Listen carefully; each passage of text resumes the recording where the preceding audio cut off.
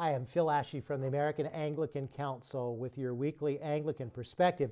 We're doing this wonderful series on questions for global Anglicans in the 21st century, focusing in this series on the Cairo Covenant, the historic covenant signed in Cairo October 11, 2019 for Anglicans in the global South and also elsewhere throughout the world. A covenant that is based on a shared doctrinal foundation, on rich and robust missional and relational commitments with each other, and on covenantal structures that establish full communion for the first time.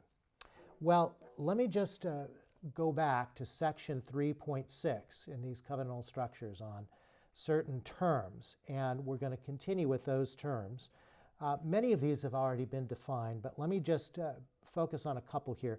Conciliar structures are defined, the forms and processes of decision-making in the church that find their roots in the Bible, namely Acts 15, the Jerusalem Council, and the apostolic tradition, the ecumenical councils of the church. And really that's what section 3 that we're in is all about, these conciliar structures.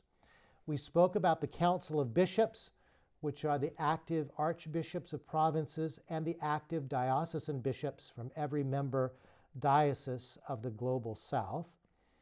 Diocese. Now there's a lengthy description of the diocese there, and in our next video we're going to talk about and address this question of why the diocese is the fundamental unit of membership and not the province. And you'll see that we cite the priority of a duly constituted diocese as evident in the resolutions of the Lambeth Conference 1930, Resolution 49, and Resolution 53, Resolutions 54 and 55, and we'll talk next week about the whole history, going all the way back to St. Cyprian for that. Now, let me just say a little something about the different bodies that are defined. So we talked about diocese as being the principal unit, but then what about networks? Networks are defined as any grouping of congregations which accept the doctrinal foundations found in section 1 of this Cairo Covenant. Now, a network of congregations would sign up to this Cairo Covenant if they didn't have a diocese that could speak for them and if their province was not willing to sign the covenant. So we've got networks of congregations not otherwise represented by a diocese. We've got dioceses, and then we've got whole provinces. And a province is described as a self-governing church composed of several dioceses operating under a common constitution and having one supreme legislative body. Regional churches are those provinces that cover more than one nation, extend across a variety of borders.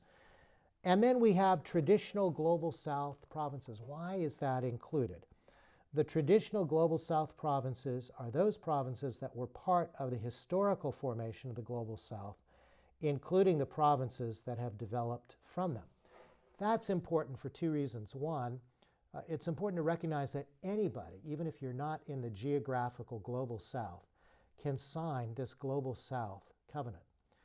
But there's an honor that's accorded, a priority of honor to those traditional global South provinces, and this is underlined in section 3 under section 5.2 with regards to the officers of the Primates' Council, where it says that due concern shall be given that the chairman of the Primates' Council, who is also the president of the assembly, and the chair of the board that meets in between the assembly, that the chairman of the Primates' Council in that critical position does come from one of those traditional global South provinces.